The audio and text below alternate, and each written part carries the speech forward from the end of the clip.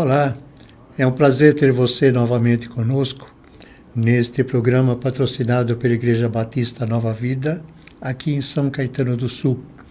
Quero saudar você com a doce graça e paz de nosso Senhor e Salvador Jesus Cristo. Quero também deixar o meu convite para que você esteja nos visitando, assistindo os nossos cultos de adoração ao nosso Deus eterno. Eu quero continuar a dividir com você o que o Espírito Santo de Deus tem colocado em meu coração, o que está registrado na primeira carta de João. Nós vamos falar hoje do capítulo 4, versos de 1 a 6, e que nós podemos dar um título para essa nossa devocional: Os Dois Espíritos. Na minha versão, 1 João capítulo 4, verso de 1 a 6, diz o seguinte: Amados, não creiam em qualquer espírito, mas examinem os espíritos para ver se eles procedem de Deus, porque muitos falsos profetas têm saído pelo mundo. Vocês podem reconhecer o Espírito de Deus deste modo: todo espírito que confessa que Jesus Cristo veio em carne procede de Deus. Mas todo espírito que não confessa Jesus não procede de Deus. Esse é o espírito do anticristo, acerca do qual vocês ouviram que está vindo e agora já está no mundo. Filhinhos, vocês são de Deus e os venceram, porque aquele que está em vocês é maior do que aquele que está no mundo. Eles vêm do mundo, porque o que falam procede do mundo, e o mundo os ouve. Nós viemos de Deus, e todo aquele que conhece a Deus nos ouve, mas quem não vem de Deus não nos ouve. Dessa forma, reconhecemos o espírito da verdade e o espírito do erro. Os versículos iniciais deste capítulo 4, encontramos duas ações fundamentais que devemos praticar com o objetivo de identificarmos os espíritos que se manifestam no seio da igreja. A primeira ação que devemos ter é identificar o contraste entre os espíritos. Então, se nós vejamos, com respeito ao espírito do erro, a sua identificação está no versículo 6.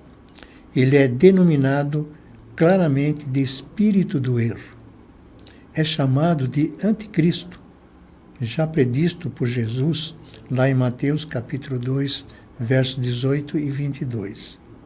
João o descreve como mentiroso, já está no mundo e é enganador.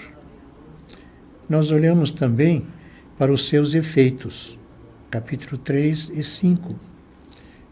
Ele não confessa Jesus Cristo. Fala da parte do mundo.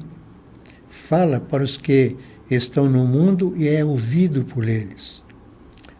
Age assim porque são falsos profetas e são enganadores. Existem umas características, também versículo 3 e 5. Não procedem de Deus, procedem do mundo. É o espírito do anticristo. Ele vai se personificar, mas já está no mundo. Isto com respeito ao espírito do erro. Mas nós temos o espírito da verdade. Sua identificação está no versículo 6 também. É denominado claramente de espírito da verdade. Jesus o identificou com a verdade.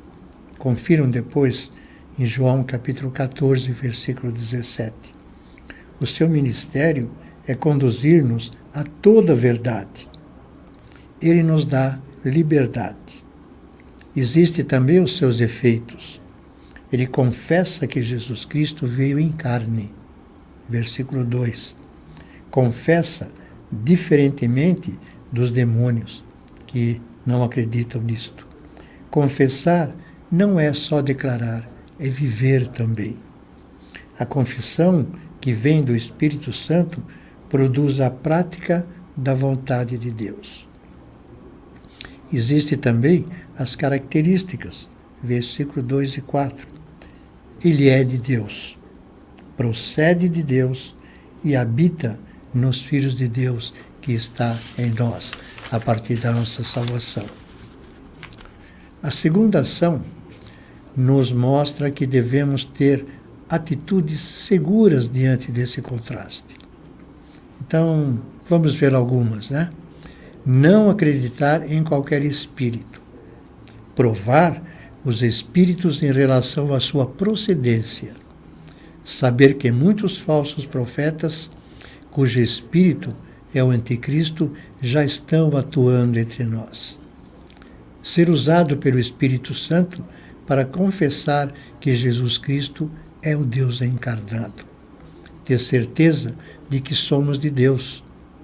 Ter certeza de que conhecemos a Deus por ouvirmos a sua palavra e praticarmos a sua palavra. Ter certeza da vitória, porque maior é o que está em nós do que quem está no mundo.